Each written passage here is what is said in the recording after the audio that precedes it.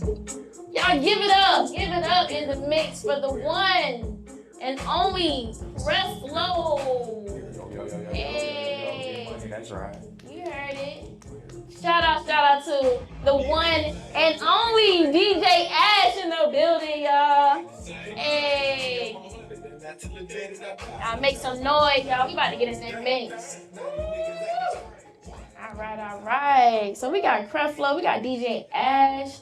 Y'all blessing the cows, blessing in the mix, y'all. We lit. Very glad to be here. Thank you. Definitely. Pleasure. Thank you. I'm so excited to have both of you guys sitting here at the same time. So we mixing things up a little bit today. So we're gonna be interviewing both of you guys at the same damn time. Hey, we have fun. But I got a question for both of y'all, right? So if you had to pick one song to represent each other, like Ash, you choose a song that represents Creflo's personality, and Creflo, you pick a song that represents Ash's personality, what would it be and why? Man, this is like bad. Like, I think the song was on a DJ. I mean, you can go any genre, so that should make it easy. I can't think of a specific song, but Jeezy came to mind. Young Jeezy came to mind. I think from where Creflo, when I first met him a few years ago, and to where he's grown now and like evolved and everything like that, it has that same strength as the story of Jeezy. You know what I'm saying? I feel like Creflo is moving in a different way now. So I can't think of a specific song, but like Jeezy comes to mind for sure. I like that. Based on Creflo's face, he approves. I definitely approve. He definitely approve. Cool. That's real. So Creflo, what about you? I would have to go like just with an artist. I would have to go with like Lenny Kravitz. Ooh. Like that's the vibe he gives, man. And just like if y'all know Lenny Kravitz, how he performs and just his energy and just everything about Lenny Kravitz, his style, everything about him, like that's Ash in a nutshell, like Lenny Kravitz times 10. Okay, yeah, he approves. That's real. And I hear someone in the audience like chiming in on that, like, they seconding that. So let's mix it up a little bit because you wouldn't be in the mix if we didn't. Now, what's one thing that the other do that low-key irritates you creatively? He'll jump off of something like before I can get in my vibe because he'll think I'm not feeling it. But really, I just be having to get in my zone and let him work. So that's just one of the things. But we've grown together, so it's nothing really too much he can't do now that's going to irritate me because we really know each other. But that'll be one of the main things. Like we had a session the other day and like he was already cooking the beat. I went to the bathroom and then by the time I came back in, he was about to load another, like start on another beat. And I'm like, what you doing, bro? Like, he was like, well, I thought you wasn't messing with it. Like, you didn't say nothing. And I was like, nah, bro, I'm going in the booth. So that's the one thing for me. Okay, that's real. Honestly, I really can't think of anything that irritates me, to be honest. Like there's, I know it's not fun to say, but there's nothing that really irritates me.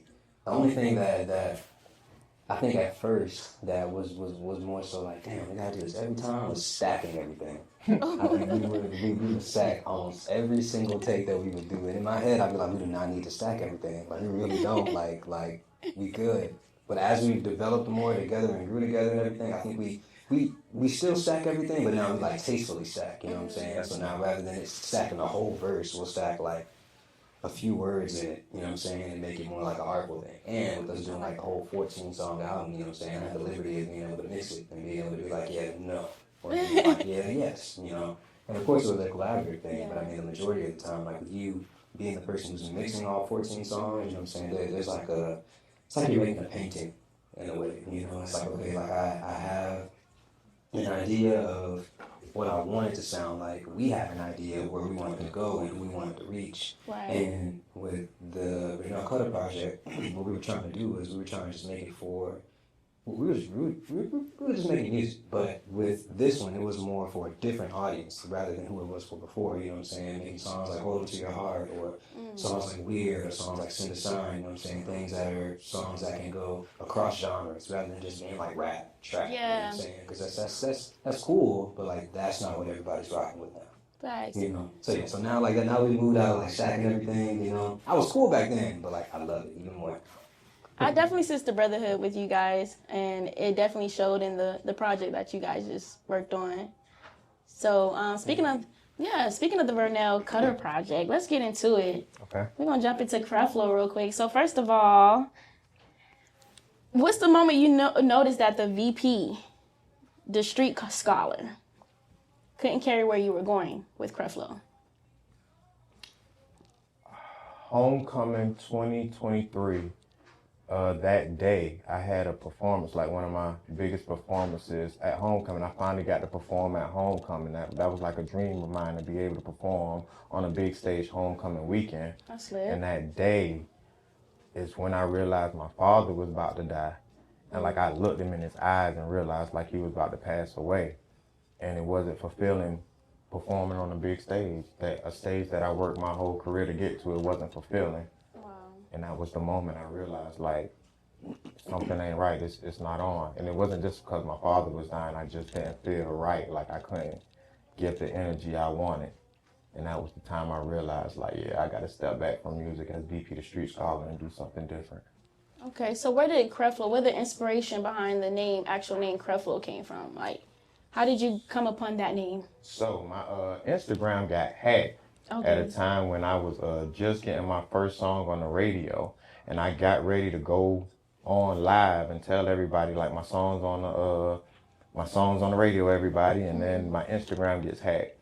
Days later, me and a partner of mine are having a talk, and I'm like, bro, I've lost my whole Instagram. Everything is done. Like, I'm done for. And he was like, you an architect, you can build it over. And I was like, well, what am I going to do? Because Buddy has VP the Street Scholar. He's not giving it back to me. I done cursed him out. He's not, and I'm not going to buy my Instagram back from him.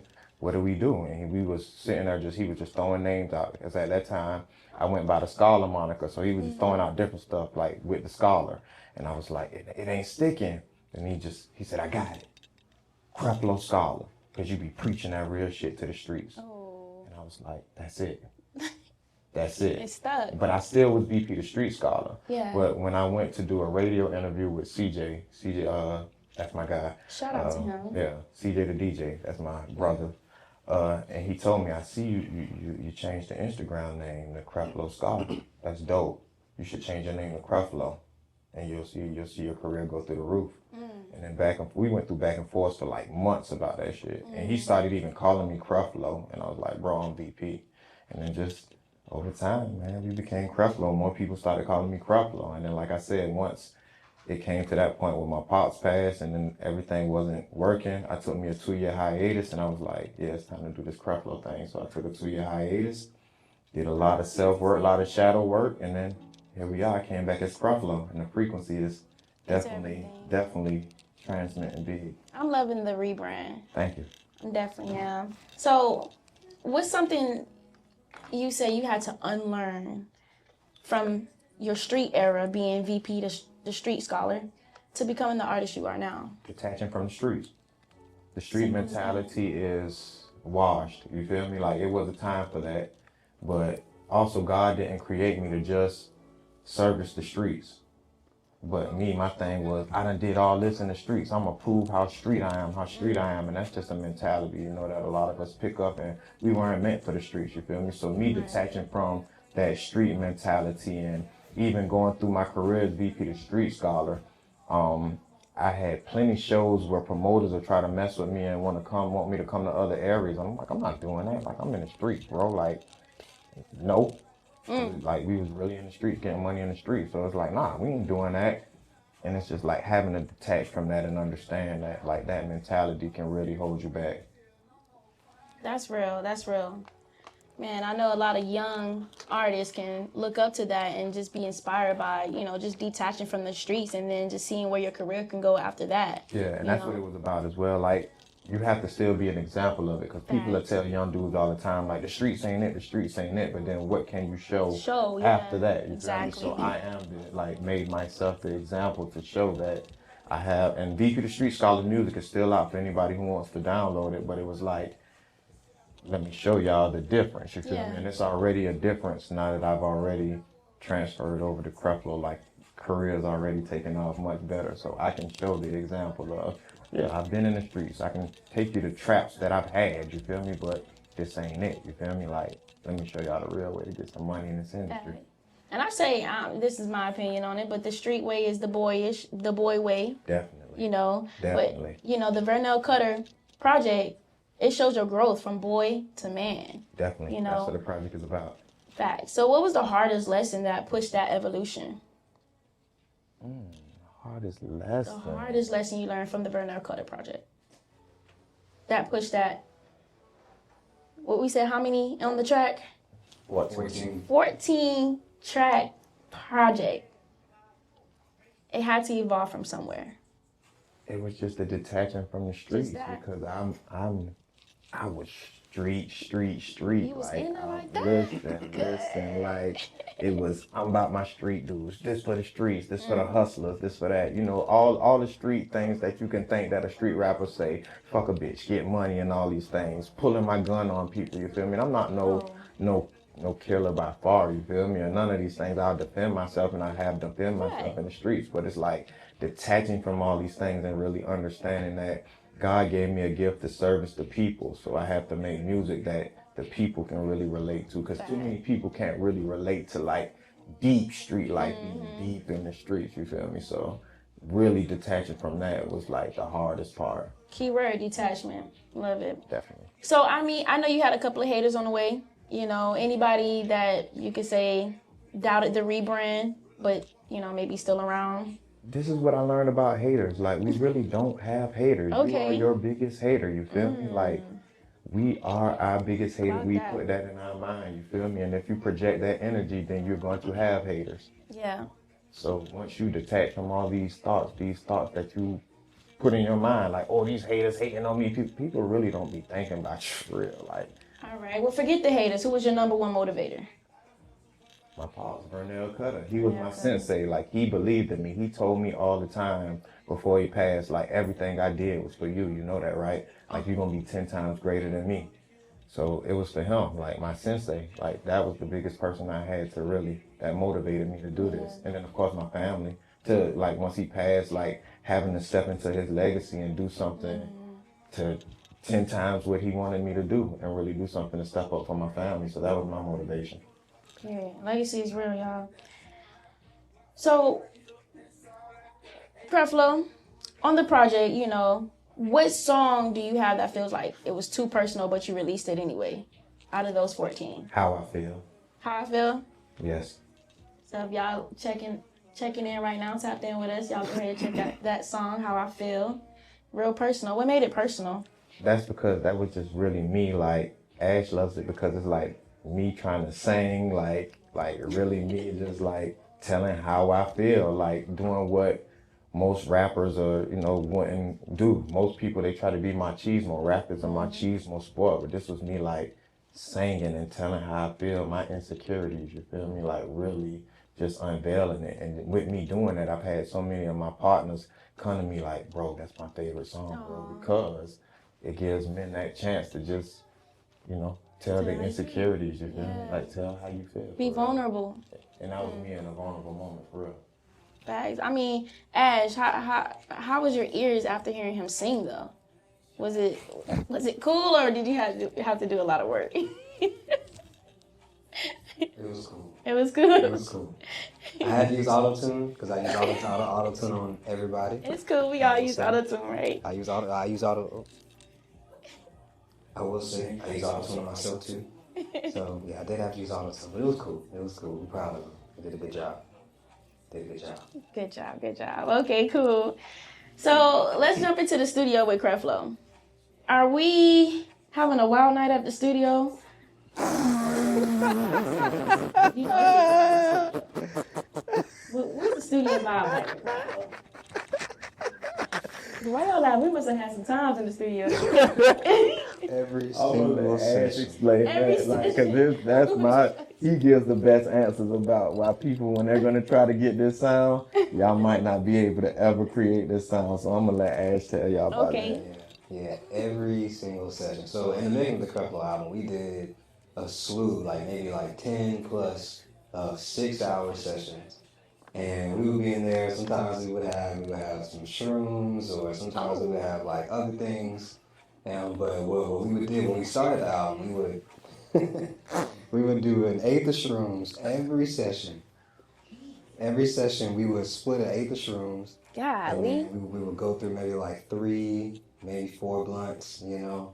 And Creflo has like grade A rapper weed.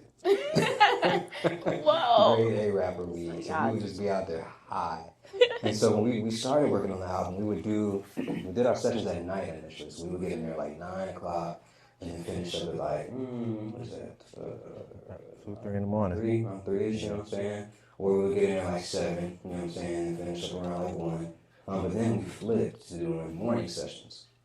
Okay. And the morning sessions brought like a completely different energy for the album, you know, like it was completely different. We still were getting high, you know what I mean, but we Plastered. yeah, plastered. The word for the album, plastered.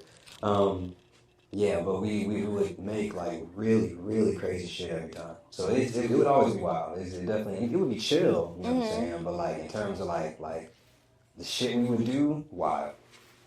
Wow. So, like, give us an example. I'm kind of curious. I got the perfect example. So one day we're out there. Okay. And we're high as balls. I'm talking about high as balls. And I tell them, like, I'm so fucking high right now, I could step in dog shit.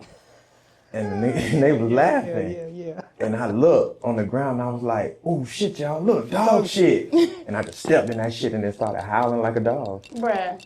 Yeah, straight That's up. wild. Yeah, straight up. Real shit. I remember there was another time where we came upstairs. We came upstairs from smoking. So what I would do is I would start. So boom. So we would go start the session and everything like that. We would start on the song. He would lay down a hook or something like that, maybe a verse, and then we would go outside, spark up again, get right. And by that time, we were already like going up, if not up there on the shrooms. And so I think we were maybe like 3.5 hours into the session. We go downstairs, we spark up again. We go back upstairs, and I tell him, like, while I'm going upstairs, I feel myself. I'm like, look, like, I know, like, I'm way too high for me to sit there in front of this chair, in front of this computer, and, like, run this session. I got to figure out a way to, like, cool it down. I don't want to tell them that I'm too high. So, I'm like, bro, I need 20 minutes. I'm going to run upstairs real quick. Like, give me 15 minutes. Let me just, like, chill for a second. Because in the studio, we have 2 floors. Okay. And so I go upstairs. And I'm just chilling there for a second. I lay out on the ground. I'm like, man, this feels great. I feel like I'm just chilling. And then I guess I fall asleep. And then you like you see on the internet when it be like an hour later. Yeah. So his 20 minutes turns to an hour, and I'm sitting there laying listening to one of the tracks, and I'm like, "Fuck, bro at?" Then I'm like, "Oh shit, I think I done killed bro." So I go upstairs, and bro was like on the couch, like laid out, and I'm like, "Oh shit, he's dead." Yeah. So I'm like, "Oh shit," and I tap him. I'm like, "Bro, you all right?" And he looks up, and he like, "I'm good, bro. I'm good. Give me just like 15 more minutes." I'm like, "Bro, take as much time as you want, as long as you ain't dead." Like we was getting plastered, like plastered. Crazy. And I think that's when we made Send a Sign that night. I think When we made Send a Sign. That's when we made the last song on the album. Dang. Now, we didn't know it was going to be the last song, but that is the last song. I bet the energy on that song was just crazy, just transferring from the highness. Yeah. Yeah, because that was the main thing. Like, we're not promoting, like, just get high. Like, just get high for nothing. Nah, we were getting high and really being creative and transmuting energy. I was really going to a place, laying down, listening to the music, really getting into the vibe, seeing where I wanted to take it. We were getting high, and I would, like, fantasize seeing 30,000 people hearing this song. Like, we weren't just, like, recklessly just in the studio. Like, we were really using it for, like, really manifesting for real. Well, Ash, you did say it's a different vibe when it's nighttime and then, daytime recording. What's the difference in your book? For me, with nighttime vibes, it's like I'm a Scorpio, and I feel like at night is when like everything shows out. It's when I can like be on my own and when I can really lock in. And so when it comes to making music with people and having like sessions at night, I feel like we can. It's more of like a more personal vibe. You know what I'm saying? I feel like the music that's made is a little more like tactful. However, when we work in the morning, like there's an alertness to the music. You know what I'm saying? It's like, all right, we either starting the day. Like I've done sessions at like 6 o'clock in the morning, or I've done sessions at like 10 o'clock. You know what I'm saying? And regardless of whatever time it is in the morning, it's just that morning energy feels like I've done something important during the day. Now let me keep going. It's like going to the gym. You know what I'm saying? Gotcha. You go to the gym in the morning. It's like, all right, I'm gonna get my workout for the day. Yeah, let's keep it going. So that's what it feels like for sessions during the daytime. But at night, I feel like, man, I'm in the studio at night, and we grab some Coronas or some Modelos out the fridge. Period. And about to chill, let me drink, let me do my thing, and I'm cool, you know?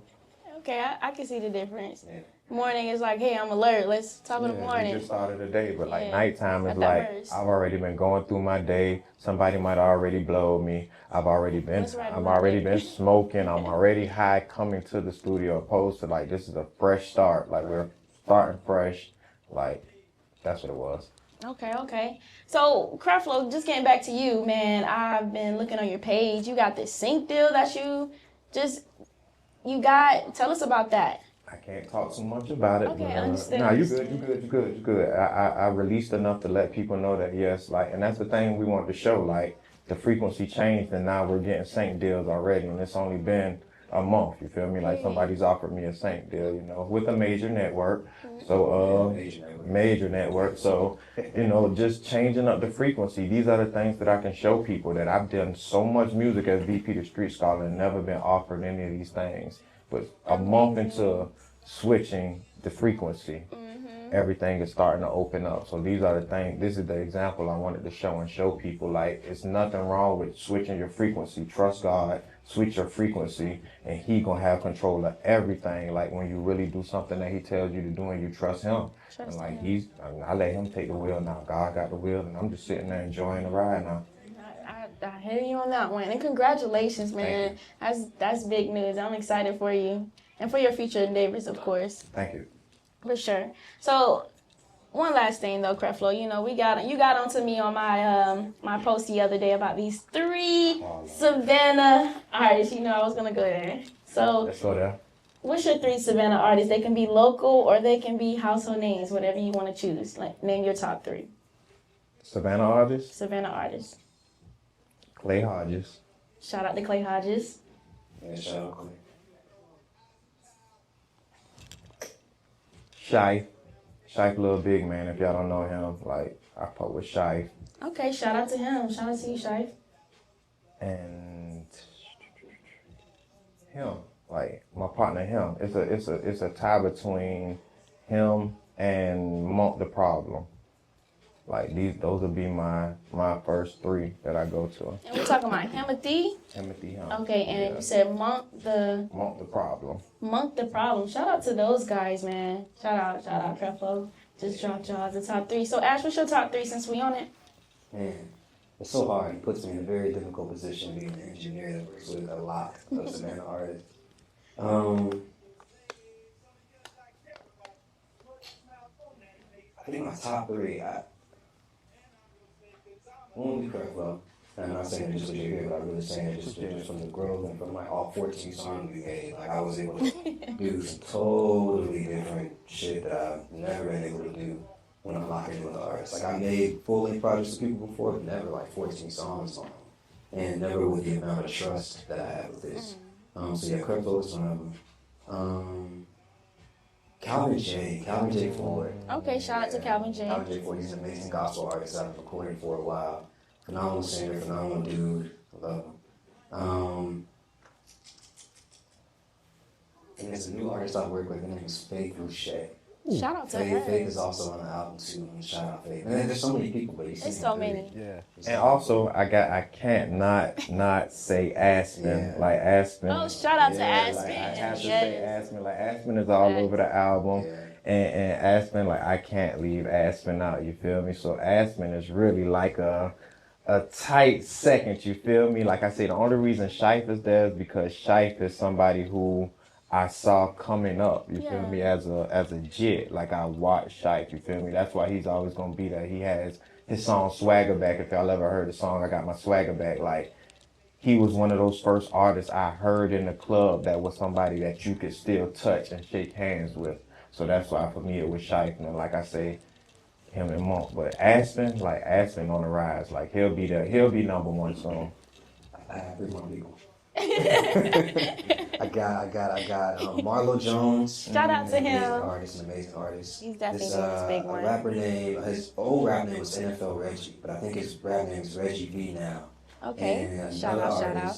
His name is Cali Bucky. These are three people who are on like a different side of Savannah rap. You know what I mean? More alternative, indie, more stuff that sounds like it's not from Savannah. So if you're looking for some different people to check out, and if you're of a younger audience, check out those 3 people I just said. Marlo Jones, Reggie B, and Cali Bucky. Shout out to all of them, man. They're doing their thing in Savannah, man. But there's so many hidden gems here, It man. That's why I is. said Oh my so many goodness. hidden gems and so many dope artists. We were just at the bonfire the other day. Like I said, it's so many dope artists here, man. Savannah's on the rise. Man, Yes, for real. facts. So much talent here. I agree with you guys. So jumping over to DJ Ash, man, let's get into your mix a little bit. So what was the first moment you realized you could control a whole room's energy, bro? When I was in high school, I'm a theater kid. So I was a musical theater kid, very, very big musical theater kid. And I went to school for musical theater as well as I was in clown school too, so I'm a professional clown. And when I was getting into everything back in 11th grade, we did a musical called Godspell. And in Godspell, all the characters, you basically play yourself. But you play like a character archetype. So my character he was like a really bright-eyed kind of guy, was all about spreading love, all about finding the positivity and everything. And in these characters didn't have names. So they were just like male 1, male 2, male 3, and you had your name. And so I was Ashton. I'm singing a song called We Beseech Thee. I'm doing toe touches and splits and all kinds of stuff on the stage and everything, just having all this energy. And my first time singing the song and hitting this super high note at the end, everyone stood up. It was a standing ovation. It was crazy. And then with that, I am going on to win the Best Actor Award in Nashville and the High School Musical Theater Awards. And that was really the moment that solidified where I was okay, I can actually do this, because I was playing myself, and at that point in time, being in 11th grade, you're going through your own journey, growing up to be a young man and everything. And at that time, I was fumbling with some confidence issues and everything. So being able to be on stage and play a heightened version of myself and win a fucking award for it was crazy. Come on, man, that's lit. That was that moment. Yeah. So let's not skip over the fact that you went to clown school. What is that? How do they have a school for that? So I went to Accademia dell'Arte in Tuscany, Italy, and I was there for almost a year. I got cut off by COVID. And in my spring semester, we went to, I can't remember the name of the school, but it was 45 minutes outside of Florence. No, I'm not gonna lie, I can't remember. But the teacher's name was Andre Kisaka, and he was a phenomenal guy. That guy did not speak English at all. So while I was over there, I was one of the few people in my class who would be conversational at the time. And so me and him became really, really close. And the guy, he would dude, school in Europe is totally different from school in America. This man sprayed me with fire extinguishers, but good it's vibes. Abuse. Good vibes. Okay. But he'd be so for example, he'd be how would he say it? This man would just be he would just yell, "Allora, allora!" And it just means all of us get in the line, right? So we get in the line, and then if we weren't in the line with if our toes weren't next to each other, spray our feet with fire extinguisher. Spray our feet with the fire extinguisher. And his form of teaching was more so you have to fully dive into what you do. Right. So that's where I learned to just fully commit myself to everything. What I learned, the biggest thing I learned in clown school, red nose, big shoes, everything was you are fully committed to everything you're doing. So if I'm an opera singer, I think I'm the best fucking opera singer ever. Period. I'm doing it 100%. Why not? And so channeling that in school and bringing it back to America, really, really, really transformed. I like that, and then just bringing that into everything that you're doing. Yeah. Really embodying who you are. That's lit. Right. I think all of us need to take clown school. That should be a thing. Do we have that in America? I haven't found it. Well, I'm sure we do. We have it up in New York. Well, they have it up in New York and stuff like that. But I could see that be on the lines of improv or something like that. It was so much fun. I remember the place now. The name was Teatro Charts. C''ART. You heard it. Y'all in the area, why not, right? Shout out to them for making them who you are. Shout out to them. Embracing DJ Ash, and you did say you played yourself on this character, and you mentioned your name, Ashton. Yeah. So DJ Ash come from your original name. Ashton, yeah. Okay, shout out to that. So yeah, you blend Afrobeat with funk, house, and disco.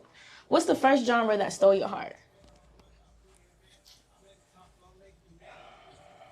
I want to say like hip hop music, because when I was young, living in Nashville, I would record my friends in my closet in middle school. I would like set my little Yeti microphone up over my little clothing rack and everything. I would put a bunch of clothes on either side and put a sock on the actual microphone, and I would just record my homies.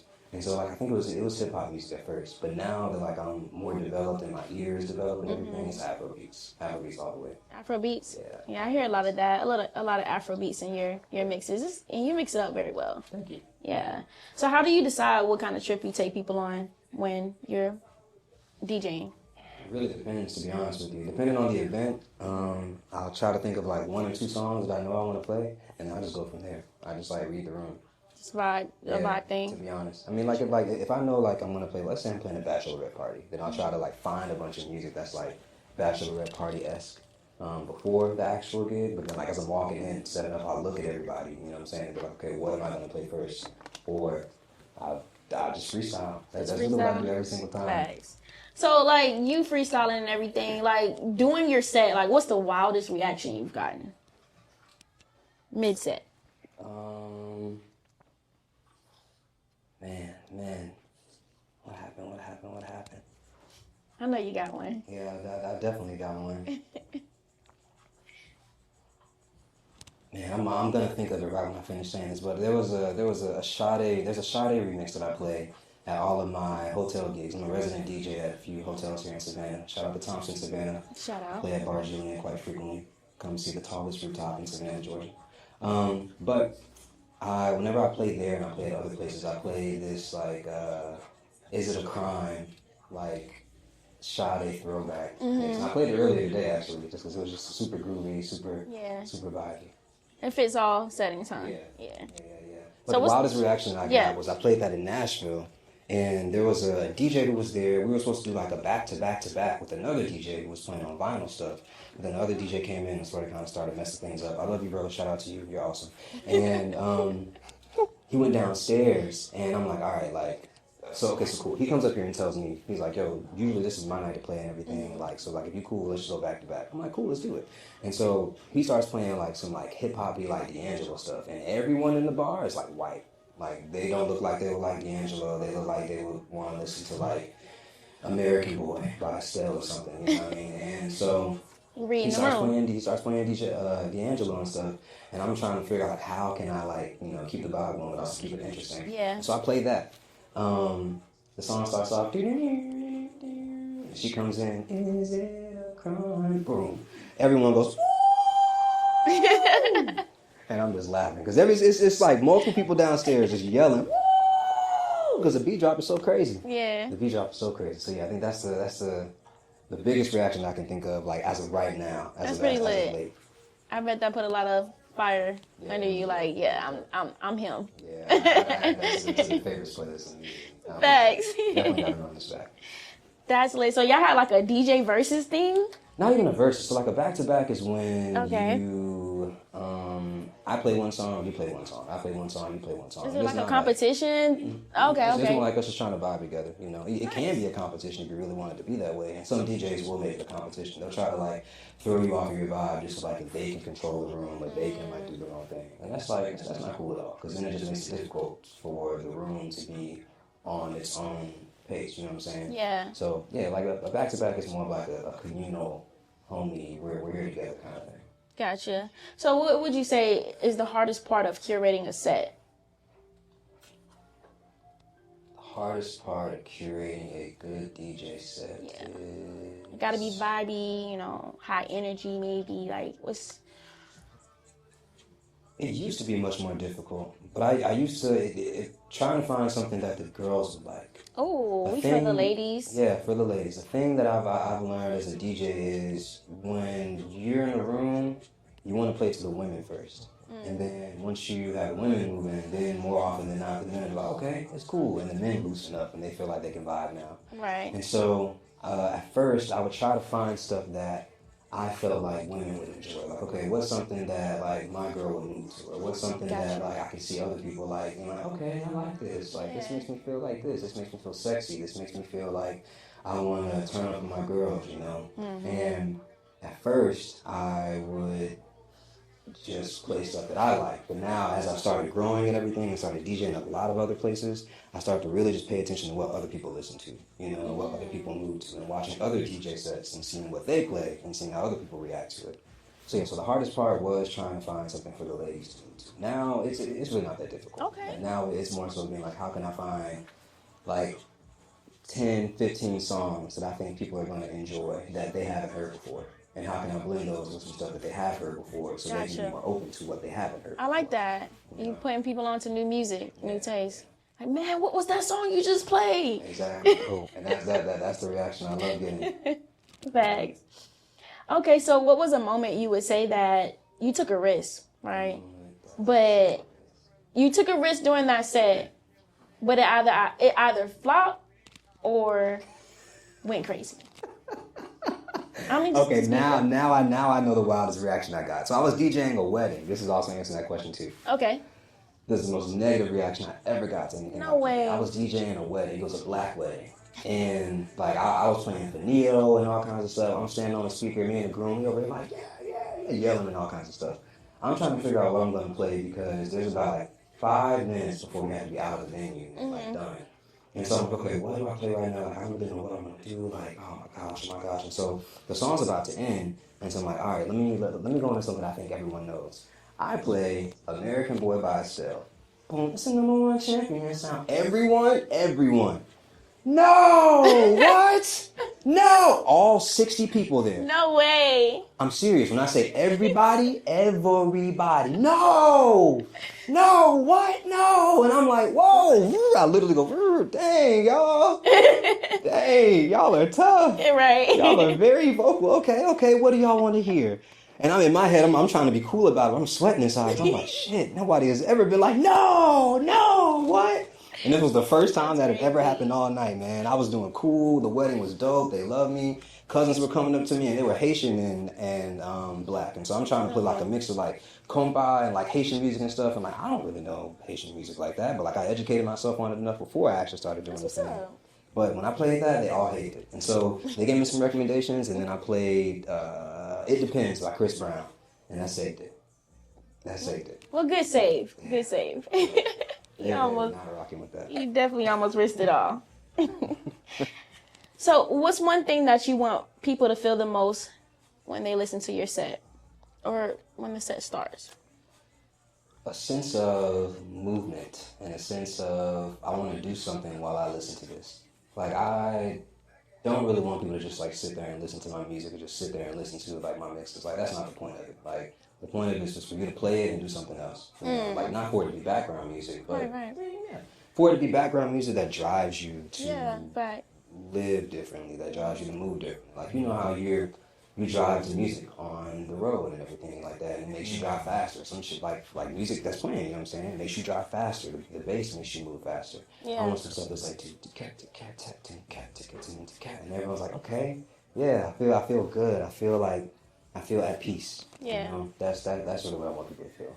I'm definitely on that vibe when I'm working. So that's the kind of music I like to listen to when I'm working because I can just get it, groove, keep it going, you know. It's important. Yeah. And that's needed. For sure. So, you know, you mix global sounds, of course. What made you say, yeah, I need my own studio too? Because we got, shout out to his studio too, you know. Yes, Euphoria Sound Studio. Shout out. Shout out to us. Hold on, shout out to Trig. Yeah. Shout out. Shout out to Trig, man. Shout out to Trig. Trig is an OG, man. That man's been a vet in Savannah music scene for 20 plus years. And he was the one who put me into the position that I'm in as a head engineer at Euphoria Sound Studios, head mixing engineer. Like, I am very, very grateful for the place we got. So yeah, so the studio, we moved from our old location on Montgomery Crossroads to our new spot on Waters Avenue. about like 2.5 years ago. And me, Trig, and Jameson III, along with some of our other engineers, professor, we built that thing from scratch. Oh, like man. we had 2 floors. My guys, we hung a wall. We sourced material and fabric and insulation. Jameson and I. We did electric installations for the lights, the custom lights that we have up on the ceiling. Like everyone, people usually order like Gobi lights and stuff, but like we decided to get together an app and figure out how like the switchboards and the wiring for it. They ended up blowing like 3-4 switchboards while we were doing things. So like we really took the time to learn everything, you know. And yeah, like I'm just grateful to have the space. I feel like me having a studio as a DJ and a producer puts me in a position to be able to help people. And puts me in a position to be able to put other people on, you know. Because at the studio, we and I hold like a specific level of luxury and a specific level of professionalism. So like not everyone is coming to the studio, and it's not going to say no to people. But like at our old studio, for example, it was much more like trappy vibe. So like, it was much more like we come in, like you might see a gun over there and stuff like that. Like not saying we have guns laying around, but it's like you might see an artist's gun over there. Okay. However, now we're not banning guns or anything like that, but now it's much more professional vibe. Like now, like keep that in the car or keep that in your pocket or something. There's literally no worry here. No, we're in the cut. It's the energy, the frequency, right? Yeah, Definitely the frequency. It's luxury, comfortability, and a space where the artists feel like they can thrive. If you not feel like you can thrive and feel like you like have to lock a door every single time, like, no, bro, our door's auto lock. You gotta have a code to get in here. As an artist, I know that's like it creates that sense of peace, that comfort to know that you're okay. You know, you can lay down, you know, some tracks and don't have to watch over your back. That reflects in your music, absolutely. Right. That's actually for as an engineer also that it can be a super comfortable session. Like I'm a proponent of getting work done, you know what I'm saying, and nudging you to be the best artist you can be, but I'm not at all the person who's gonna sit there and press record and just sit there. I hate those type of people. Those engineers, man, don't just push a button and tell me to keep going. Yeah. Give me some feedback, some constructive criticism if there's any, you know. Exactly. If you're not getting that, then it's just like, why am I here? You know what I'm saying? I mean, I know I'm here to record, but it's like this is a collaboration rather than me just coming in and just putting lyrics on a beat. That thank you for doing that. Like, you know. Hey, y'all go ahead and book with DJ Ash, man. He got the studio. He got everything popping over there. Yeah. So I guess I'll ask you first, Creflo. What's next for you, man? Right now, I'm currently hosting the Savannah Hurricanes, our minor league basketball team. And we're just pushing the album, bro. We're pushing the album, like, to the max. Weird videos coming out next because Weird is the song that everybody latched to from the project. So that was the goal, to put the project out and make music for the people. And then we was going to let the people decide, like, the direction and trajectory of the album. So currently we're working on Weird. We're pushing Weird very hard. And then whatever God has for me, I'm just going to accept it and I'm going to walk into it, like, gracefully. Amen to that. So you said you're with the Savannah Hurricanes. What's that about? That's the minor league basketball team we have. So how that came about is for 2 years, I sat on the sidelines and just watched them and supported them, like full-fledged, just wholeheartedly supported them as somebody that loves Savannah. So when I started seeing things come like minor league basketball teams and certain things of that nature, I'm instantly going to always support. Like so I was courtside. So like I said, once I changed the frequency, the general manager, shout out to Prep. Shout out. Yeah, he stepped to me and he was like, bro, you were sideline supporting us all season. I see what you're doing with the Creflo thing. I like the the trajectory where you're going in the direction you're going. How would you like to host us? I was like, I would love to host an announce show. I already sat here and watched the games so you're for like 2 years. Announcing like, hey, like I'm the host. I'm on the court. I'm interacting with the people. I'm in the crowd. I gotta come check out the game now. Yes, please. It's another game this Saturday. We play the Georgia Knights. Okay. So like I said, it's just and these are the things like I said again, to give examples to folks. You can instantly change your frequency and your trajectory will go up. You feel me? Like these weren't opportunities that were presented to me as VP the Street Scholar. Sorry, question though. Being a host, are you still like performing at the halftime? Is that something in the near future? They offered me that, but I told them no. I don't want to do that. I want to use that stage to offer it to other artists. Nice. Like I have 3 hours to have the mic in my hand and be able to connect with the people. So for me, it's about connecting with the people on that. So I'd rather give other artists the opportunity. I Like love if that. artists have their clean music, we'll play your music during the game. Like it's all about for me it's about setting the blueprint to have other artists to be able to come in. As love VP the that. Street Scholar, I did perform at a halftime show for them. But like I said, now it's not about me Yeah. when I'm there, you feel me, or my music. And they be telling me like, well, send us your music. And I'm like, nah, just play my instrumental here. Right, and there. right. Like, but nah, for me, it's like, I get to connect with the people. Like, I love the people. So I like, love that. being able to dance with the kids and just all types of stuff. I love Like, so it's that. fun for me. I love how involved you are with the community. Like even Savannah, that's beautiful. Just giving that platform for other artists to come and perform. Yeah, that's You're what it's not always looking been at about yourself. for me. That's always what it's been about for me. Like, Y'all heard that, man. We need to tap into Creflo to get a performance halftime. I got you. Just For you know, sure. make sure you got your stuff together. If it's not together, then we can't mess with it. Please, you heard it. Okay, so bouncing back to you, DJ Ash. DJ Ash, what's next? What's new? What's upcoming? Currently, I have a lot of footage I need to release. I just did my first Afrobeats festival in Dubai, and so I'm Dubai? it was crazy. Take me next time. I'm going next year. They want me to come back, so I'm going That's again. lit. Yeah, it was awesome. But I have a lot of footage from that I need to upload and things I need to release. And I am going to be performing at Bar Julian. Okay, I'm just trying to think through the Rolodex in my head. Bar Julian, we're having our New Year's Eve party. So if you want to come out, come have fun, get lit. We're playing a lot of bangers, a lot of stuff that is more for the hotel audience, you know. Gotcha. So I'm not really going too crazy with the trap music. Sorry, my peoples, don't come and request it because I'll tell you I'm working, but I'm not gonna be able to play it. Not gonna be able to play it. Yeah. You said, okay, cool. So we got a list of future dates, future upcoming events that we need to tap in with DJ Ash and Creflo with, you know. I'm definitely here for it. For sure. But we got another little segment here within the mix. We're gonna get deeper in you guys' mix. Are you ready? This is kind of putting the heat on you guys. We're putting you under fire. Cool. All right.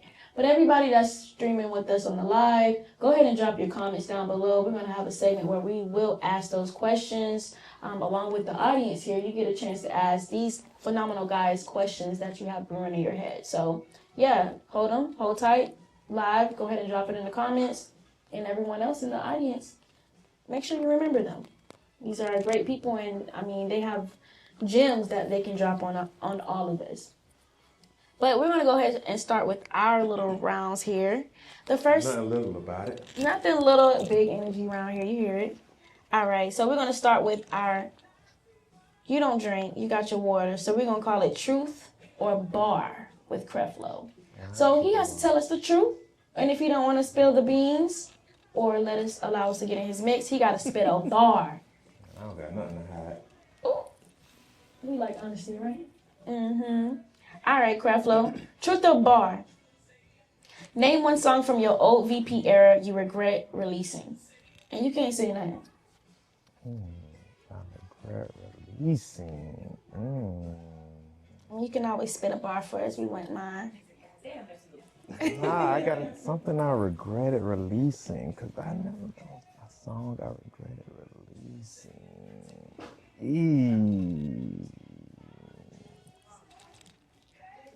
It's only gonna put the fire under you a little bit.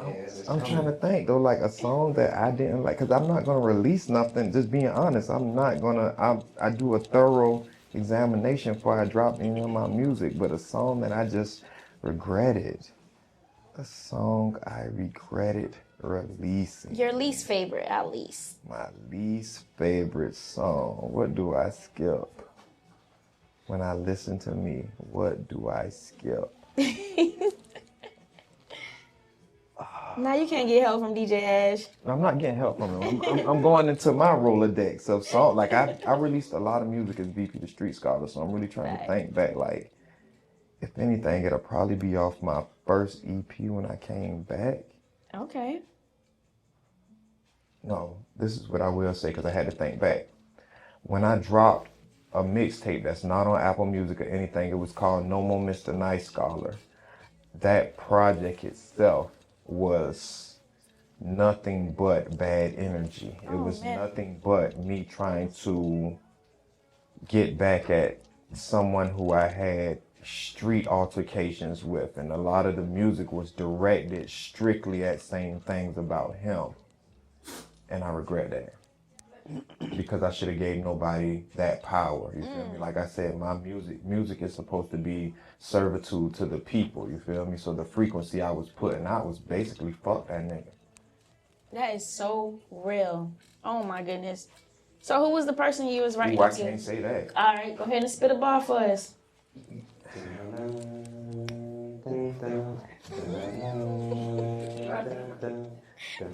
So what you mean, like this a bar from me or just make up a bar? I need a bar. Say some bars. Hey. Hey. I regret no more Mr. Nice Scholar, cause I was only talking about the dollars. Hey. And another nigga who wanna holler. Hey. And now the people, yeah, they wanna follow. Hey. Love bad bitches that like to swallow. Yeah, alright. Yeah, that's a bar. That's a bar. That reject. That's hard. Okay. So I'm gonna mix it up a little bit. I'm gonna go 1 for 1. So DJ Ash, you know, your round is truth or sub. I still got more questions for you, Creflo, but we're gonna go back and forth since we got both of you guys on the couch. But instead of spitting a bar, you're gonna take a sip. You ready? Yeah, let's do it. Okay. So name a DJ you think is overrated but people hype up. Shit. I can't even say that because like I don't know that person well enough to really say Sounds that like specifically. I need to get a shot ready. It's sound any like. DJ, right? Yep. Name a DJ.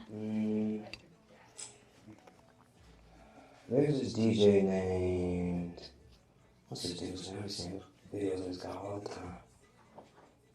Gosh. I hope it's on follow me later on when I do a show with this guy. His name is DCR Milda. He's a Filipino DJ where like he's been catching a lot of flack in his comments based because so he does this mixes. You know how you see DJs like do like the little knob touching thing, Yeah, but like they're not the- really doing nothing. You know what I'm saying? Like the Right, yeah. right. But now this guy like it's like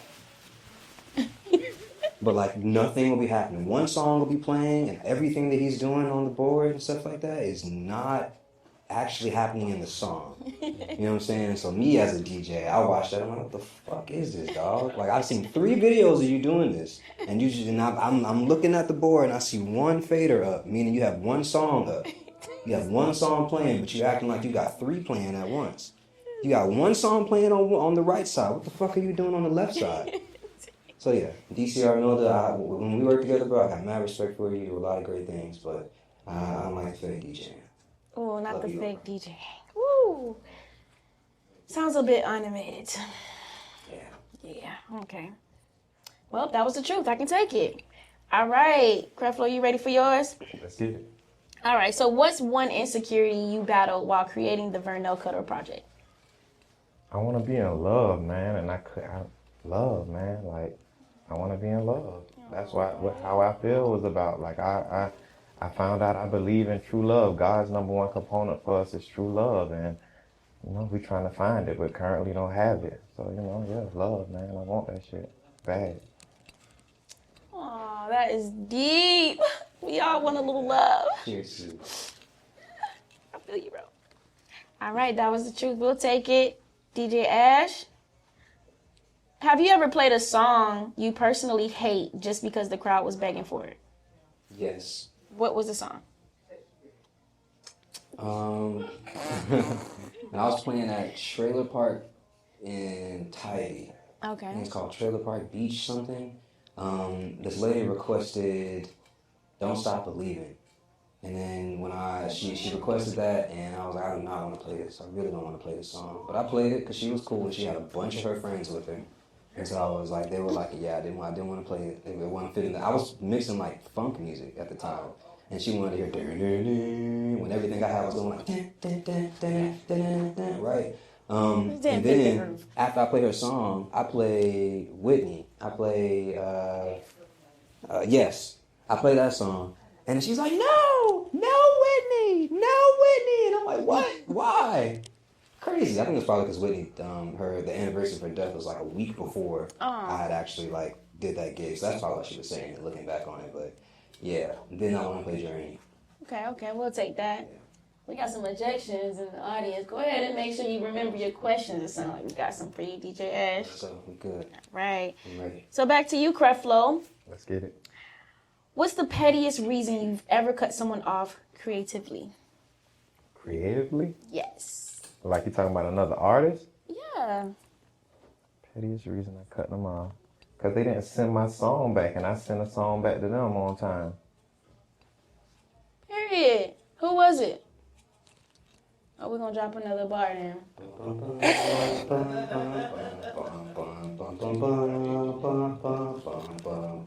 I can't say it because this man is my partner. But he should have sent the song back, dog. Love you though, bro. Love you. Love you, bro. Thanks. All right, DJ Ash. What's the worst booking experience you've ever had? Oh, man, I easily say this. So there's a restaurant out in Bluffton, South Carolina. And they do a bunch of, so their food is fantastic. The kitchen is fantastic and everything like that. My heart is starting to beat fast. It's my first time speaking publicly about it. But we're gonna keep it cool. Let's go. Okay, keep it. So I helped them create a Afrobeats bar and bites event. You know what I'm saying? I helped them, like, I was the one who came to them about it. I was the one who sat down with them, had a meeting with them, we decided the name, I decided the whole vibe. I was like, yeah, we could, like, I could, like, cater my music to, like, what you guys were doing and stuff like that. We can make, like, a small little drink menu, Creative like a little direction. small, like, late night menu bite kind of thing and stuff like that. Yeah. So I started doing that with them. We started working and stuff. It's cool for a while. And then as I'm pulling up and getting there, so they're in Bluffton, and go from Bluffton to go from Savannah to Bluffton, it's like 35, 40 minutes. And so I would make sure I get there like 40 minutes before I was supposed to play every single time. Because initially they had me first start, so I would start playing jazz music at 9 o'clock. So from 9 to 10 o'clock I play like jazz, like this is for the rest of the people who are here and everything. And then from 10 to 1 a.m. or 2 a.m. I would play like party, Afrobeats, Jamaican music, all different kinds of stuff. And everything. Okay. So every single time the first 3 times I was able to do the jazz stuff, but the last like 5, 6 times I worked with them, nope. I would get there early, like they would tell me to, you know, and they would still have a table sitting in the section I'm supposed to get up and play. This happened 6 times. And so my last time working with them, I got there on time. My last time working with them, I was like, all right, I'm not even about to show up for this jazz shit because they keep having me get here early. This is my 6th time getting here on time, and they're not ready. And every single time I walk in, I'll be like, what's up, bro? I say what's up to the bartenders. I let them know that I'm here, and I'll be out there in my car whenever y'all are ready. They shall still have 6 type of people right here in this area. That's crazy. I'm not going to keep showing up like we talked about if y'all not going to stick to that. So I get there at the time that I think I get there like, 8:45 or something like that. 8:30, 8:45 and everything. No, I get there at 9:30, 9:45, right before we were supposed to start the late night thing and everything. And they text me as I'm pulling up, yo, where you at? And I'm like, I'm on the phone with them as I'm walking. I'm like, yo, I'm right outside. I'm like, oh, okay, I just didn't know when you were coming. I was like, yeah. The jazz thing has happened for a while and stuff, so I'm just trying to make sure, you know. Yeah. So I get there. And so then I end up going to Texas for a little bit. I come back from Texas, and I'm supposed to play that week. They take me off the thing. I reach out to him and everything. I'm like, hey, man, I know I'm supposed to be scheduled for this week and stuff. Is there anything that I need to know ahead of time going in? He's like, oh, we didn't know you were coming back. We already got a DJ scheduled. I'm like, oh, okay, word. Should I keep the schedule? Should I keep on the schedule for next week and everything? Nothing happens. No read is read, no response. I hit him up again, maybe like a few days later, read, no response. I hit him up one final time. So I'm like, all right, now I'm not going to keep messaging y'all to try to do this shit. We don't beg around here. Exactly. Period. Hit him up one last time, still no response. Okay. And so then they completely scrapped me, but they started hitting up my friends. And they hit up the replacement DJ who was there and everything. He ends up becoming like the official DJ. Shout out to that man. No bad blood to you, bro. You're an awesome guy. You're a cool guy. I want to say awesome, to be honest with you. And when they just kept going forward with everything, like I didn't like how they were moving. The restaurant is called Okan Bluffton. They have an event called 100 Okan. I was going to create the event, but the way that they move now is not very cool, not very savvy. And to the chef, I really don't appreciate how you handle things, how you move with things. publicly isn't the way I wanted to address it, but since you're asking the question, It's and cool. it's truth is said, that's what we're doing. We in the mix. Yeah, I don't respect the way you move, and I don't respect the way you handle things professionally, man. So I can't wait till I can see him in person so I can tell him I don't respect him as a man anymore. As the creative director, because you may as well say you were. I feel like you should get a percentage off of everything that comes in on that event. What do you think? Honestly, I don't. You know? I appreciate the support, but like I let it go a while ago. I don't care enough about him. The only reason I'm saying so now is because you asked about it. Okay, respect. Heard. Tell him that I don't respect him as a man. I'm waiting on that so I can tell you to your face. I love how you handling the situation, you know. You on another frequency, you on another energy. Oh, shame. Come on, man. For sure. But I would say shout out to them, but no shout out. No. Shout out to y'all. I hope you guys hope the business is doing well in terms of the food and everything. The wait staff isn't the best, to be honest with you guys. But I hope the food and everything continues going as it is because you guys provide awesome, amazing fucking food. Man, listen, I had some of their food at a food truck festival. The food is really fire. good. Food is fire. I felt bad eating it that time. I don't blame you, bro. I don't blame you. They got some good food, man. They got some very, very good food. But yeah, professional-wise, now. Okay, cool beans. Okay, cool. So, Creflo, back to you. Have you ever made a song about someone and lied to them about it? Made a song about someone and lied to them about it? I made a song about someone and lied. Weird?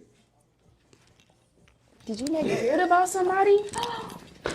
Who was it? Who did you make this song about? We spent another bar. You sitting there, you Definitely spit a bar. Damn, I want to know who's weird about. Who's weird? Who's weird about? The people want to know. It's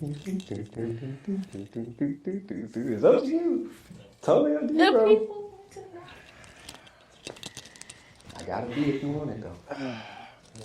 Cut the beat. Ain't no beat. Cut the beat. We gonna tell the truth. And shame the devil. I love that. Let's go. So, one night we're in the studio, high as balls. Yep. We go downstairs and we come back upstairs. And I hear music in the other studio room. And I'm like, yo, somebody in the studio? So Ash tells me like, yeah, Jameson's over there. And Jameson is my little bro. Like, I love you, bro. So he tells me, you know, him and Jameson is having a situation. And I'm like, what? Y'all done fell out? About what? So he's like, yeah, bro, me and bro fell out about blase squaze. So I'm like, that's fucked up. Like, I'm big bro. Like, why wouldn't he still come speak to me? Like, what? Like, that's weird. Like, the fuck? That's weird as fuck. Like, Ash, make a beat. Like, right now, this night, we're on shrooms, like, we on everything this night. We're on a cocktail. We were up. We're up. So I'm like, amped, and I'm like, nah, that's weird, bro. Like, bro acting like that with me. Like, we done had plenty nights in the studio. I understand y'all falling out, but nah, bro, that's weird. I'm Team Ash. Crank up a beat right now. Crank up a beat right now. And he cranked the beat up, and it wasn't even like most of our time it be I'll go in the booth and I'll start rapping, but this time we're outside of the booth and he's making the beat. And when he's making the beat, I'm like, these niggas weird. And he Ash looked back at me like, I was like, these niggas weird here. And he was like, what?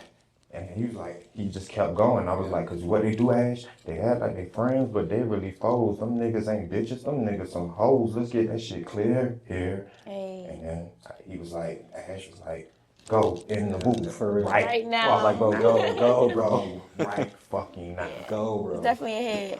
And that's how weird came. I couldn't spit another bar. Like, that's what happened. So, you know, and me and Jameson have talked since then. But that's what it was about. Like, Yeah, man. Much power and respect to that, man. Much power and respect. Well, shout out to him for making this, well, being the inspiration behind this awesome song.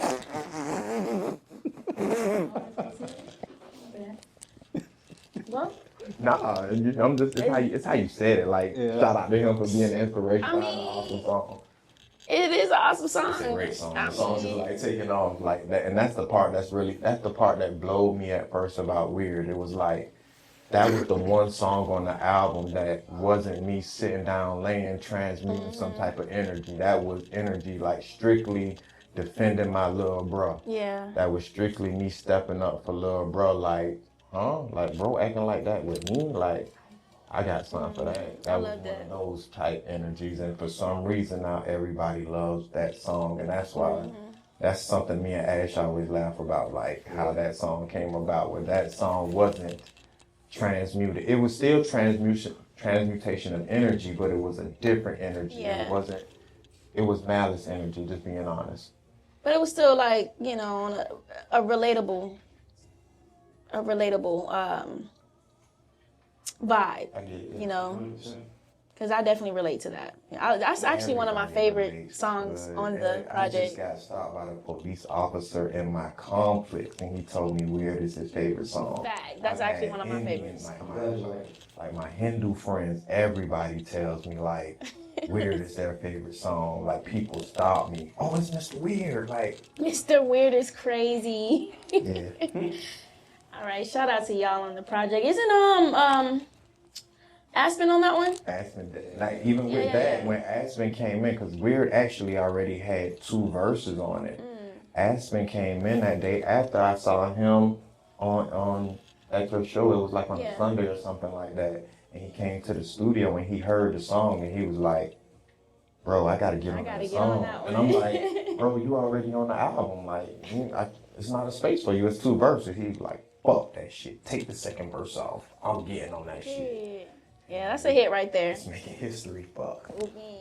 All right, so we're gonna transition into our audience. I know the audience got some questions for you guys.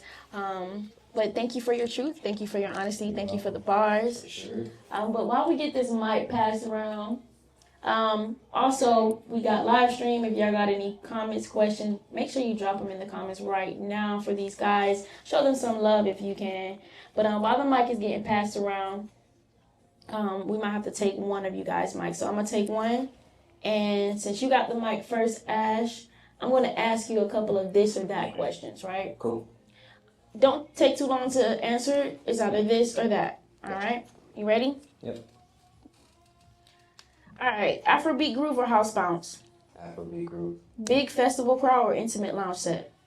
Shit. Festival crowd. Okay. Smooth transitions or shocking switch ups? Smooth transitions. Curated playlist or pure improv? Pure improv. Day party energy or late night vibes?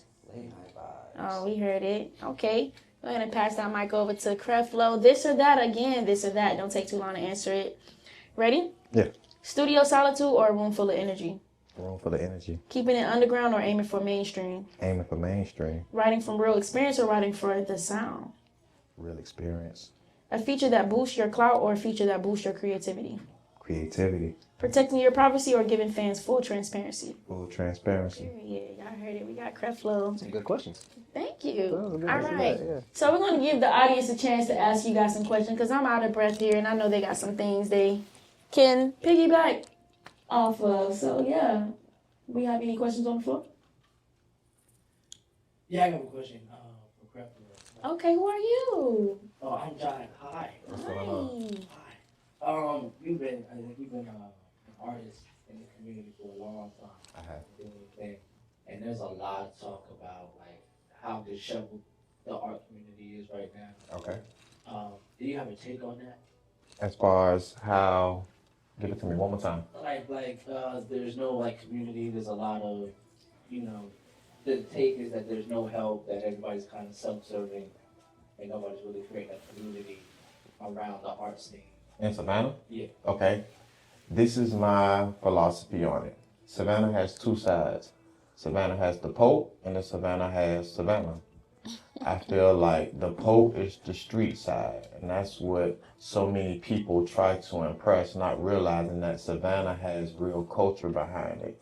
And that's the side that I'm like dead in the middle now because I was submerged in the streets of Savannah, so I understand the Pope, but then I also love Savannah and understand the culture here, like the deep-rooted culture of what we come from, you feel me? So That's what it is. And I feel like that's the disparity, you feel me? That so many people are trying to impress the street side of it, but we have so much pain and history and culture here, and that people don't really focus on that. But once again, yes, the Pope, we have pain from the street as well, like artists like Camouflage and Booger that passed away, you feel me, due to street violence. But look where it got us. When if we really get back to what the culture of Savannah is, that we would be doing so much better. If that answers your question. Yeah. Do you think that possibly like there's a pushback because of I guess the tourist community and event availability? Like a lot of these artists kind of are wanting bigger and more access to shows and venues, and we're seeing gentrification kind of turn, especially downtown Savannah, to something that doesn't look like people from it. Definitely. Once again, because of the disparity with it being, like I said, the Pope and Savannah, and these artists, like you said, they want that. They want to perform at the end market, but they don't know how to make marketable music because they're making For the Pope music. And Pope music is for Debs, it's for 800 East, it's for the streets, you feel me? But they want that, and they're not understanding that you have to detach from that street mentality. My thing was I've been always blessed with the talent to make Savannah marketable music, but I was trying to impress the Pope. Dang, that's deep. I love how you explained that. Okay, do we have any more questions on the floor?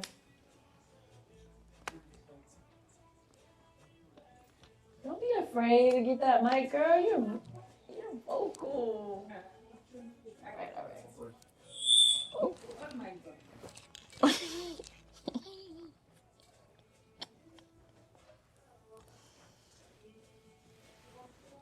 How y'all doing? Hey, who we got on the mic? JP the engineer. He mastered the project, y'all. Hey, shout out, He's the reason why I hit so hard in the speakers. You feel me? Shout out to him. Shout out. Thank you, fellas. Thank you. What tips would you would give up and coming artists as far as like getting their music done properly, as far as quality, and explaining about the recording process, how important that is? Ash. I think that's an Ash question, right? Well, Ash and Creflo actually, because Ash can speak on the part of the recording process of engineering, and Creflo could actually speak on the part of being an artist and how you project your voice into the microphone and mic placement. So he got to speak on that as well. Ash can speak on it as well too. Yeah. The recording process is. So you're asking how artists can better the recording process? No, well, give tips. Tips. Okay. Yeah, tips. So when you're in the studio and you're recording and everything, one of the biggest things that you want to do is you want to be flexible. Be flexible and be able to try different things. So for example, if you're used to the mic being situated a specific way, like if you're used to walking in and the mic is like tilted towards your mouth, that's not right. 99% of the time it's not right. And I'm going to be the one that's going to fix it. And we have to, the biggest thing with recording is projection. So you can record on any kind of microphone, and it's like a 40-60 effort of the artist and the engineer and making that take sound good. So if you're recording into the microphone, you don't want to be off center, because if you're off center, you know what I'm saying, now you can't hear me. But if you're speaking directly into the direction of the microphone receiver, now we can hear everything you're saying, now we can pick you up. So that's why sometimes like it's not good to be super far back from the microphone, because if you're super far back from the microphone, no one can hear what you're saying, or you get a lot of room tone. So that's one of the biggest things when you're in the booth. You want to make sure you're up in front of the microphone and speaking into the microphone. Try to, like, if you're looking down on your phone, try to, like, tilt your head up and put your phone, like, behind the microphone. Because if you look down, it literally sounds different compared to when you look up. And another thing, too, if you're trying to emit a specific frequency in your songs, let's say you want to emit, like, happiness or, like, an uplifting vibe, literally smile when you do your background. When you do your background vocals, or when you do your lead vocal, maybe not really your lead vocal, but when you do your background vocals and your stacks, smile. Because if you're smiling, you can hear the smile in someone's, you can hear the smile in someone's tone and what they're saying. Right. Now, when it comes to the other side of things, that's all the tips I'm going to give. I'm not overload. Yes, that's what I got. I got a mic. You got a mic there. Yeah, you better get a mic, man. My one advice to artists is quit being cheap. Oh. And when I say that, people think that they can just record in their closet and or record at home, and it's like, nah, bro. Like, music comes from having an engineer. Like, stop buying YouTube beats. There's nothing wrong with that, but the art of music is getting with your engineer or your producer and building that beat from the ground up and making that frequency. Like, stop being cheap. Stop, like, stealing other people's sounds and mimicking other people's sounds. Don't be scared to create your own sound. And also, when I say stop being cheap, like for instance, this man told you, I paid for 6-hour sessions. I paid for sessions where I would just go in just to mix songs. Certain songs we mixed on the album got mixed 9 times before I sent them to get mastered. Like, you can't just do these cheap ways, you feel me? Oh, it's a mastering program or a mastering app, I can run it through. No, send it to a real person, a mastering engineer. Sit with a real production person, like even if it's your partner and y'all building together, like invest in quality sound. Like, quit being cheap, bro. Like, you can't take no shortcuts in doing this because you're making something to service the people. Like, so quit being cheap. That would be my biggest tip that I can give people. Clock that, man. You gotta invest in yourself. I have one more also. Please, if it's not a music video, do not put a long intro on your song. I will turn it off. I'm a person who's gonna tell you in your face, bro, don't. I'm the person that's gonna turn it off. I would dislike it on YouTube. Other people, I'm serious. I'm 100% the person that would dislike a video on YouTube if it's not really a hit. Now, when it comes to songs and stuff like that, if you're gonna have a long intro, save it for the music video. Nowadays, with our attention span and where we're progressing within like America and just society in general, no one cares about a long intro unless it's sandwiched within a project or unless it has meaning to it. You know what I'm saying? Like when you listen to Folded, for example, you hear all the strings and stuff. It's like, oh, it's so beautiful because it takes you somewhere and gets you to the beat drop fast. But if we just listening to 20 seconds of like build up with someone's beat tag, like, bro, cut that out the song. Cut that out the song, please. Noted. Y'all definitely dropped some gems on us. But is there any more questions on the floor? Okay, we got another one. Or Creflo. Shout out to that thing, the fact that you shout out Booga, because for whatever reason, like, you really don't hear his name when they talk about Savannah artists. So Okay. I admire that.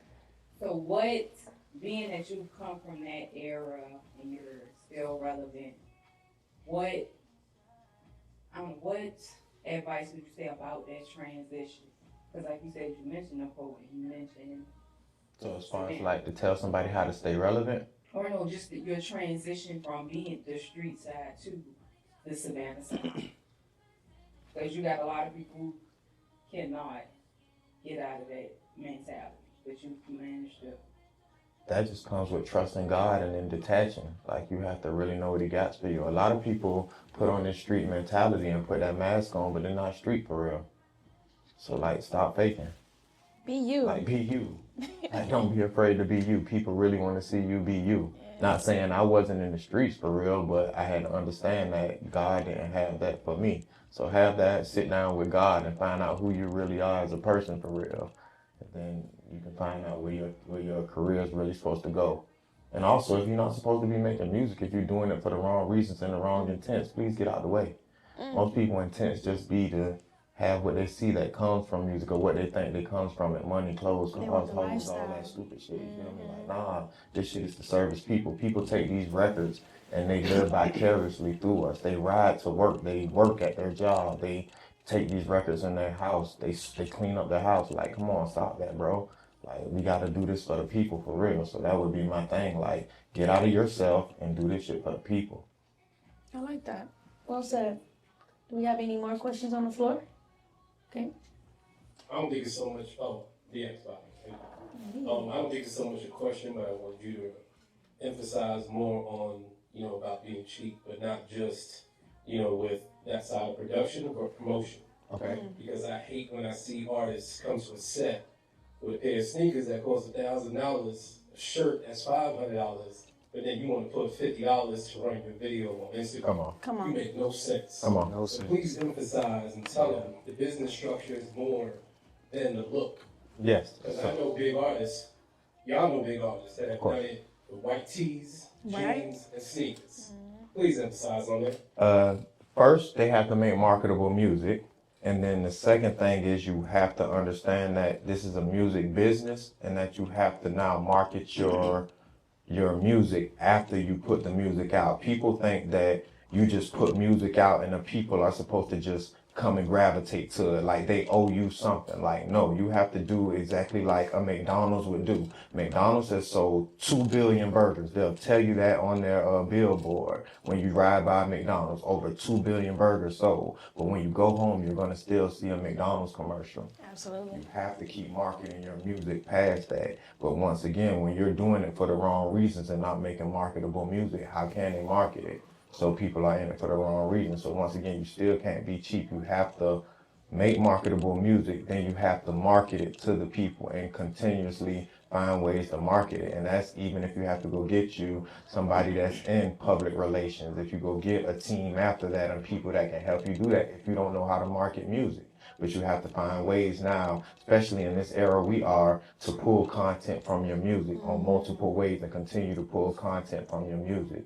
And that's what a lot of people don't do. But it's hard when you're making trash ass music, when the intent behind your music isn't to service the people. When you're only trying to service yourself, how can you service the people and market it?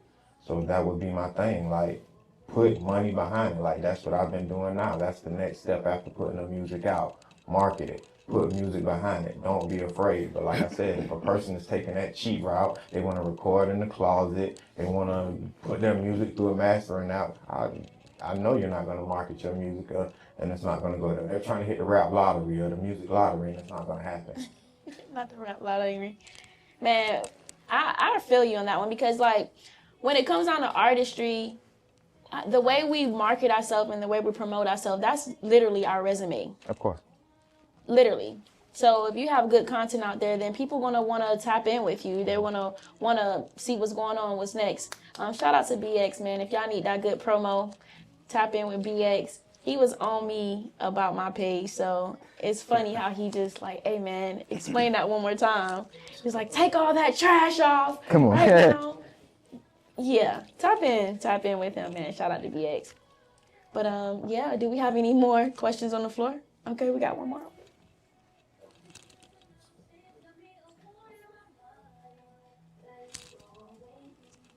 Yeah, I just want to, it's not so much of a question. I want to say to Creflo and Ash, could y'all just like emphasize to the artists that y'all are in front of the camera and are screaming about the business as far as making sure they set up their publishing company, get their copyrights, understand split sheets, Gems. when they're in the studio work with artists, because you have some artists that won't even do a record until the split sheets are understandable, filled out, and so they know how everybody's getting paid. And because then too, that cut down a lot of back and forth, and people saying, "Well, why I didn't get paid?" Well, did you fill out split sheet, or did your manager? Because a lot of times the managers actually will be the ones doing it, and it only be the artists. Handle the business, man. So just to emphasize as far as the importance of the business. The business is very important. That's the most important part of it. You hear it all the time. Music is 90% business and 10% talent, and that is very much true. Like, you have to make sure, once again, you get with the PRO, which is like ASCAP, BMI, CSAC, but CSAC is not going to pick you up unless you're like a major artist. But you got to make sure that you have your music published, and that's a publishing rights organization. If y'all don't know what a PRO is, like, you have to make sure you get with one of them first to make sure that you're putting your music out properly and that everything is covered. Make sure you copyright your music, and then, like you said, with your splits, you have to know that I'm going to give my engineer this percentage. I'm going to give myself this percentage for the writing side and for the publishing side. You have to give your mastering engineer his percentage and everybody else their percentage. And it's a good thing to do the splits right there in the studio so that when it comes time later down the road, we not going over like, well, how much do I get or who gets what? Nah, we do it right there on the spot, so you already understood. Yeah, I did the hook, I did this, I think I should get this much, and we can already sit there while we're in the studio and do it. And that's what me and my team did. We sat there right there, and we did it right there so everybody could feel like how you feel about this pound, how you feel about this ash, how do you feel about this percentage, and everybody be on the same one accord. And can I also say, engineers really never used to get percentages, and they kind of still don't. That's why they charge so much up front. Of course. But you know, recently a lot of engineers started getting Yeah. percentages from artists. But just because what's been happening in the studio, not to take up too much time, but what's been happening, like I did a lot of recording and mixing, then I got to mastering. But what happened? You get in the studio with an artist, they get the beat, but you don't have the producer that made the beat producing the song, so the engineer producing the song. Facts. So now a lot of artists don't even understand right now to this day that the engineer actually can get producer credit because he's the one that actually doing the drops and a lot of stuff that the producer that made the beat not there to do. They're not even telling them how to sing it or rap it. Right. The engineers, shout out to the engineers. They don't get enough credit. They do a lot for the song. I'm not even gonna lie. I love my engineers. Yeah, and I can see an engineer getting a percentage, especially if he's a part of the team. That's the only engineer I use. You know, like why not? You know. I even paid my mastering engineer. Like mastering engineers are not so they just get their money off top and they get out the way. But I even gave my mastering engineer a percentage. Thank you, sir. Thank you. You're welcome. That's love. That's team. That's the team vibe. All right, y'all. Do we have any more questions on the floor? Right here. Okay. Right. Who we got on the mic? Mad scientist. It's for Ash. Seeing that you do festivals, do you remix some of Creflo's songs? Yeah, actually.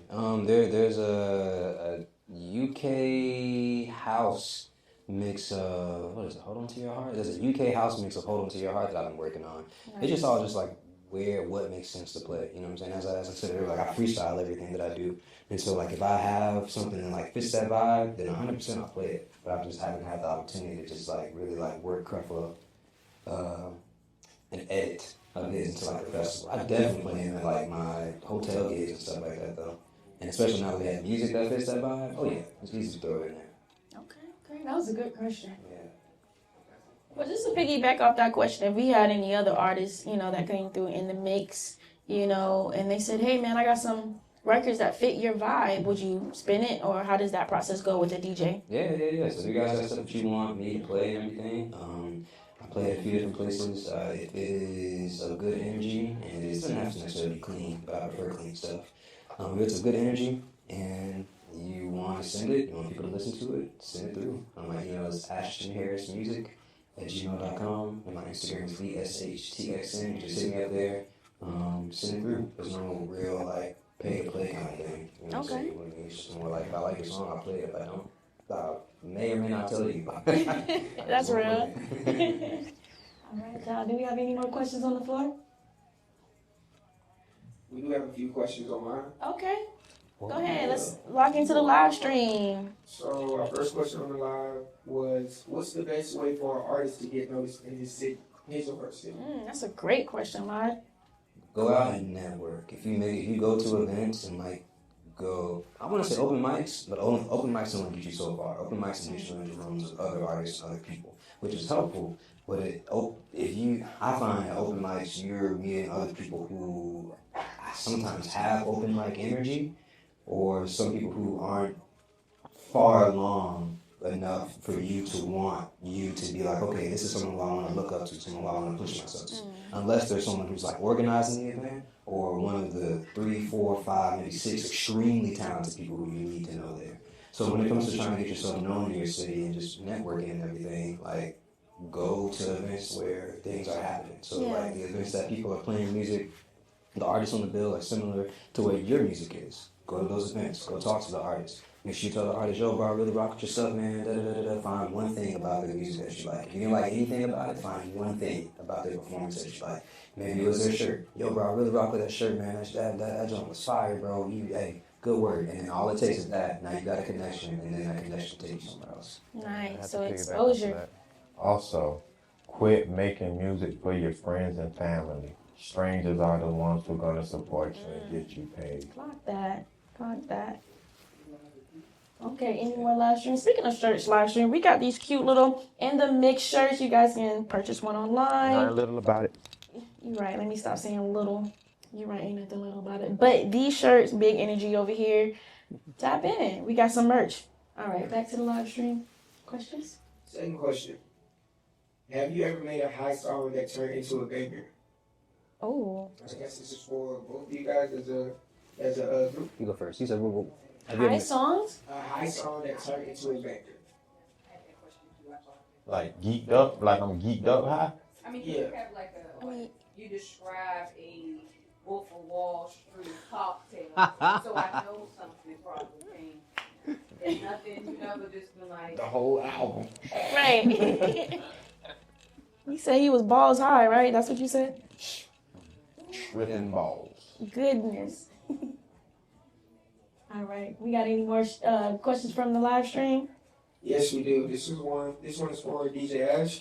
It says, what is DJ Ash's goal with producing, and would he collab with any other producers? I would love to collaborate with other producers. My goal with producing is I want to be an engineer long term. Long term, I do not want to sit behind a computer and record before later. I want to be, and I am, an international DJ. I want to be touring. I want to be going other places and collaborating with other artists as a producer. Taking that engineer shirt sometimes, but like that might be my main job as it is now. So my goal with producing is just to connect with other artists or connect with larger artists who have that establishment and connect with them as a DJ and make music together and then essentially. Out of here. Yeah. Okay. Any more from the live stream? It looks like that wraps it up. Okay, cool. Thanks, live, for y'all tapping in with us. Dropping Appreciate those you, questions live. in the comments. Uh-oh, we got a hand raised over here. Let's get this one last question and then we're going to get ready for the performance. I don't think mine got seen on the live. Oh, I guess not. Good job. Oh, bro. I'm sorry. My bad. Give it to the... Question. I don't know if it got asked already, but where did the name come from? Oh, yeah, you wasn't here for that one, but... It did come, but I don't mind telling you again. For sure. Like I explained, my Instagram got hacked, and when my Instagram got hacked, at that time, I believe I was going by Scholar Hefner, and I was like talking with one of my partners, like, man, what I'm gonna do? Like, my Instagram just got hacked. Like, at that time, I think I had like 10,000 followers, and I'm like, bro, I'm over with, bro. Like, my whole Instagram got hacked, and he was like, you're an architect, rebuild it. So we just started going over, like, putting, because I always used to use the Scholar moniker, so it was like putting Scholar with certain stuff. So he was like, how about Mahatma Scholar? Like, no, Scholar this. And I was like, nah. So then my partner just blurted out, Creflo Scholar, because you be preaching that real shit to the streets. And I was like, I fuck with that.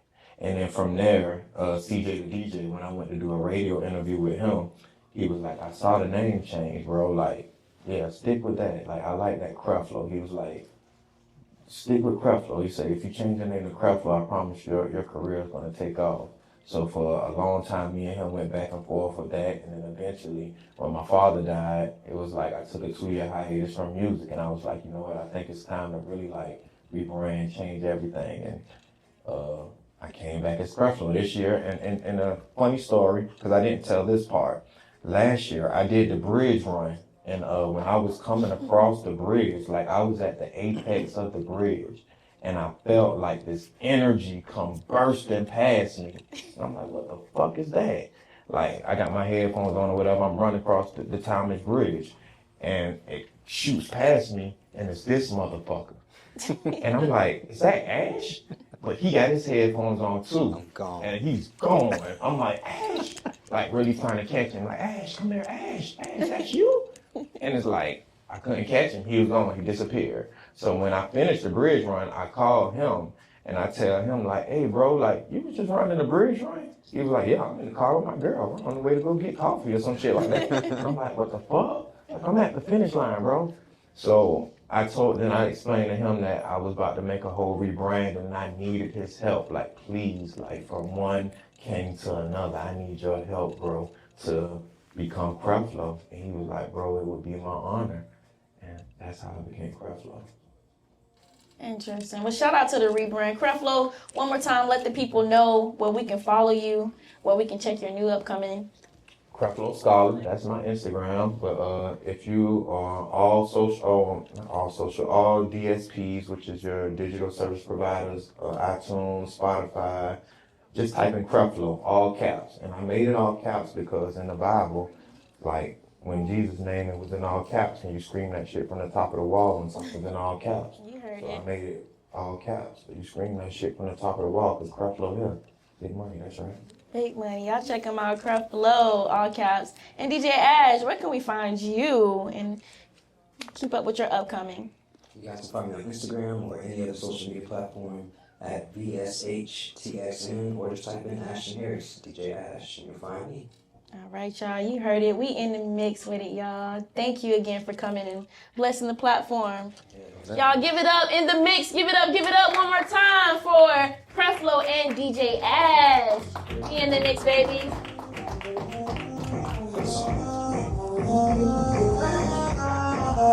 Don't you ever waste that shit. I roll my gas up thick because I like to taste that shit. Not sure that she's so thick, I told her go ahead shake that shit. She told me that she nasty, I said can you take this dick? Yeah. Can you take this dick? Let me take control. If I hit you once, I promise I'm gonna take your soul. She told me, boy, you crazy, but I love the way you roll. I told her that I know.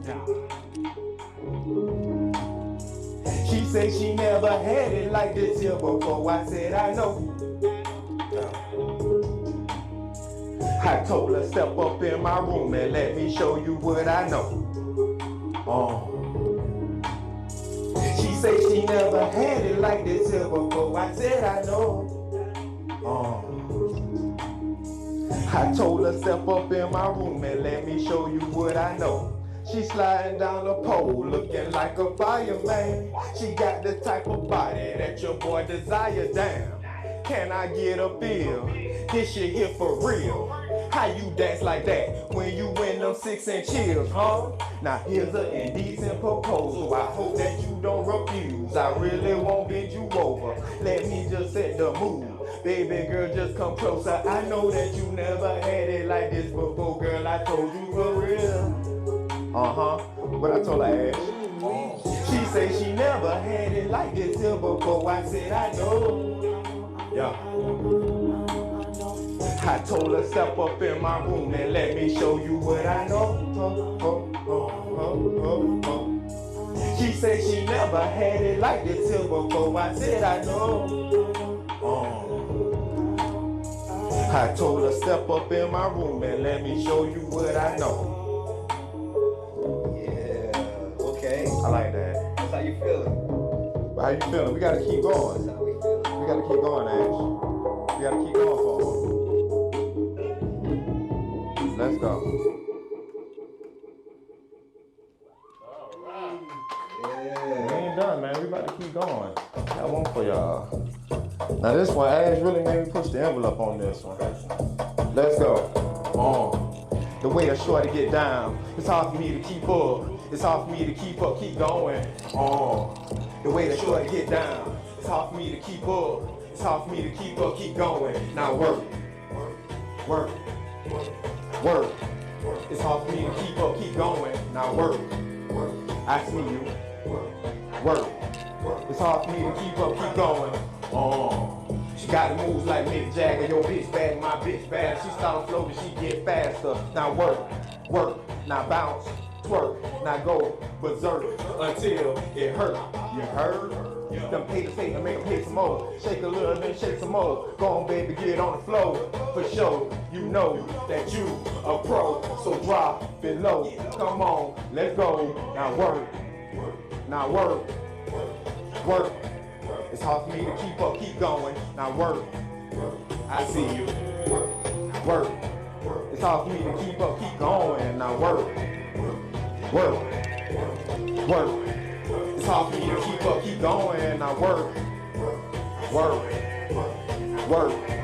It's hard for me to keep up, keep going. Left cheek, right cheek, both cheeks. Don't speak, just twerk for me. Show me you're free.